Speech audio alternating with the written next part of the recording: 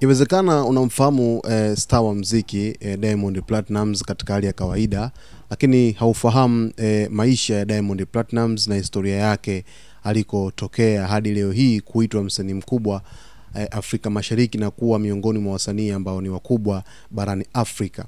Sasa Diamond Platnumz ambaye jina lake kamili ni Nasib Abdul Juma Isaac ni mmoja wa wasanii maarufu na wenye mafanikio makubwa kutoka Tanzania na Afrika Mashariki kwa ujumla.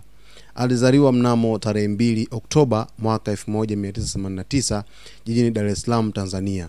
Ana asili ya Kiswahili na amekuwa kielelezo cha mafanikio katika tasnia ya muziki ya Bongo Flava, aina ya muziki maarufu katika nchi za Afrika Mashariki. Diamond alikulia katika familia maskini. Baba yake alikuwa na maisha magumu na aliishi na mama yake ambaye alijitahidi kuwalisha watoto wake. Alianza kugundua mapenzi ya muziki akiwa mdogo na aliweza kujifunza kutunga na kuimba nyimbo akiwa na umri mdogo sana. Ingawa familia yake ilikuwa na changamoto za kifedha, alijitahidi kuendeleza kipaji chake cha muziki. Safari ya Diamond katika muziki ilianza akiwa na umri mdogo sana, lakini aliingia rasmi katika tasnia ya muziki mwaka 2006 alipokuwa na miaka 17. Alianza kufanya kazi na wasanii wa muziki wa mtaa na aliweza kutengeneza nyimbo maarufu kutoka mkoa wa Dar es Salaam. Hata hivyo, alikumbwa na changamoto kubwa ya kutambuliwa kitaifa. Katika mwaka wa 2010 alitoa albamu yake ya kwanza iitwayo Mwanza, ambayo ilijumuisha nyimbo maarufu kama Mbagala na Kuna. Hii ilimjengea maarufu mkubwa katika jamii na akaanza kutambuliwa zaidi kama msanii maarufu. Nyimbo hizo ziliuza sana na hiyo ilikuwa mwanzo wa kupanda kwa Diamond Platnumz katika tasnia ya muziki. Diamond alikuja kuvuma kimataifa baada ya kuachia albamu yake ya pili Lala Salama mwaka 2013. Nyimbo kama Number 1 aliyomshirikisha msanii wa Nigeria Davido ziliweka jina lake kwenye ramani ya muziki duniani. Alikuwa na mtindo wa kujumuisha muziki ya Afrika Mashariki na Afrika Magharibi, jambo lililomfanya kupata maarufu mkubwa katika bara zima la Afrika na kwingineko. Diamond pia aliweza kujizolea maarufu zaidi kwa kushirikiana na wasanii wakubwa kutoka nje ya Afrika Mashariki, wakiwemo Wizkid kutoka Nigeria, P-Square na Davido. Nyimbo kama Kidembe na Hallelujah zilionyesha ubunifu wake na uwezo wake kushirikiana na wasanii wa kimataifa. Diamond pia alikuja kuwa kiongozi wa mabadiliko katika tasnia ya muziki wa Bongo Flava. Aliweza kuleta mabadiliko makubwa katika muziki wa Tanzania.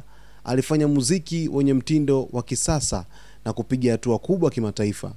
Alianza kufanya show kubwa na za kisasa na alijulikana kwa video za muziki zenye ubora wa hali ya juu zilizokuwa na mandhari nzuri na ufanisi mkubwa, zingine akishuti na madirector wakubwa duniani na sehemu mbalimbali ambako alikuwa akifanyia video hizo. Diamond Platnumz pia ameunganishwa na uhusiano maarufu na wanawake mbalimbali, wakiwemo Zari Hassani ambaye alikuwa mpenzi wake wa muda mrefu, na wakiwa na watoto wawili ambaye ni Tifa pamoja na Nilan. Lakini baada ya Zari alijulikana kuwa na uhusiano na Tanasha Donna ambaye pia ni mama wa watoto wake. Uhusiano na wanawake hawa umekuwa kivutio kikubwa kwa mashabiki na aliweza kupata umashuhuri zaidi kupitia habari za mapenzi yake. Lakini vile vile kabla ya hapo kulikuwepo na Wema Sepetu, vile vile aliweza kuhusishwa na wasanii wengine wengi, lakini hadi sasa pia anahusishwa na Zuchu akiwa ni miongoni mwa wasanii ambao wanawasimamia katika lebo ya WCB Wasafi. Diamond alijitokeza kama mfanyabiashara na akaanzisha kampuni yake ya WCB Wasafi Classic Baby, ambayo ni lebo ya muziki inayowahusisha wasanii maarufu kama ambavyo wengine waliweza kupita katika lebo hiyo, ambapo Harmonize alipita katika lebo hiyo, Rayvanny alipita katika lebo hiyo. Wote hawa wamekwisha jitoa katika WCB Wasafi, lakini Mbosso pia, Lava, Zuchu, D-Voice pia ni wasanii ambao wanaunganisha listi ya wasanii ambao wako ndani ya WCB Wasafi. WCB imekuwa ni moja ya lebo bora zaidi katika Afrika Mashariki.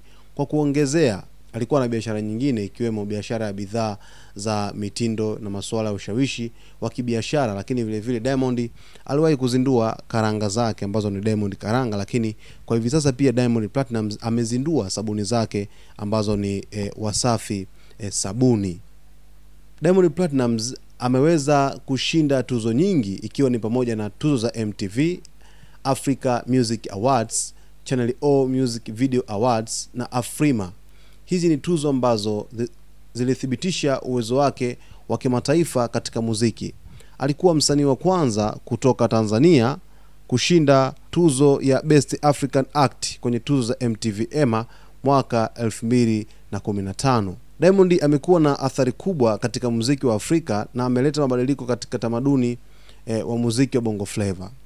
Alijulikana kwa kuhamasisha wasanii wa kizazi kipya kutafuta fursa za kimataifa na kufanya muziki unaozunguka mipaka. Aidha, amekuwa mfano wa kuigwa kwa juhudi za kujenga brandi yake na kutoa nafasi kwa wasanii wakiwa chini yake kufanya vizuri. Mfano kama Harmonize, vile vile Rayvanny, ni wasanii ambao wamepata mafanikio makubwa sana chini ya Diamond Platnumz kwa kuelekeza njia za kupita, namna gani ya kufanya, nini cha kutokufanya katika muendelezo wa maisha yake. Hadi leo Diamond Platnumz anatajwa kama mmoja wa wasanii wa kiongozi wa muziki wa Afrika Mashariki. Anatumia vyombo vya kidijitali kama YouTube na Instagram kuwasiliana na mashabiki zake. Video zake kwenye YouTube channel na sehemu nyingine katika mitandao mbalimbali ya kuuzia muziki, nyimbo zake zimekuwa zikipigwa sana kwenye mitandao hiyo na zimemsaidia pia kuendelea kuvuma duniani.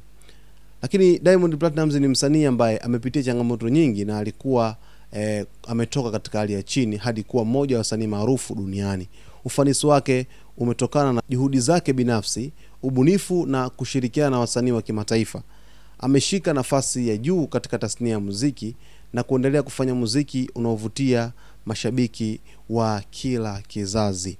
Mtazamaji wa Zone Media, hiyo ni historia ambayo inamhusu msanii ambaye ni Diamond Platnumz, maarufu kabisa kama Simba, Simba la Masimba Dangote. Sasa maisha yake ambayo Diamond Platnumz amekuwa akiishi ni maisha ambayo alikuwa na mfanya yeye kuonekana zaidi kufanya kazi ambazo zimekuwa zikimletea fursa nyingi ambazo amekuwa akizipata. Lakini vile vile Mondi amekuwa akionekana kwamba ni msanii mwenye nidhamu kubwa, na amewahi kunukuliwa akisema kwamba bila nidhamu kwenye jambo lolote vile ni ngumu sana kuweza kutoboa. Kwa hiyo ili mtu ufanikiwe lazima uwe na nidhamu thabiti ambayo itakufanya uweze kudumu kesho hadi kesho kwenye tasnia ya muziki. Na pia amekuwa akisisitiza watu kufanya juhudi kuweza kumuomba Mungu aweze kutoa kibali cha mafanikio dhidi ya watu hawa ambao wamekuwa ni wapambanaji siku zote katika maisha yao. Basi kwa taarifa zijazo basi tufuatilie Zone Media, tutakupa taarifa zote kuhusu mambo ambayo yanajiri hapa ulimwenguni. Usisahau kusubscribe channel yetu, kulike video zetu, kucomment pamoja na kushare, na hii ni Zone Media.